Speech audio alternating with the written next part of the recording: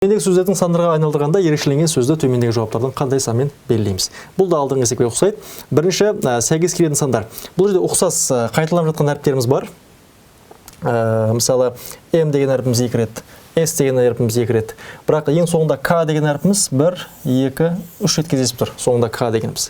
Демек, бұл К дегендеріміз 8, 8 және 8 болады. Бізге уммак деген сөзді табу керек. Демек, соңында 8 мен, онда В жауабы және Е жауабы мүлде болмайды. Жақсы. Енді келесі А, С және Д жауаптарының қайсысы болатындығын анықтап көрейік.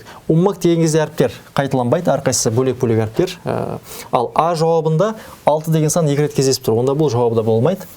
Одан кейін С жауабы және Д жауабы. Осы екі жауаптың қайсысы болатынын анықтайық. С жауабынан да барлық цифрлар әртүрлі, ал Д жауабында барлық цифрлар әртүрлі.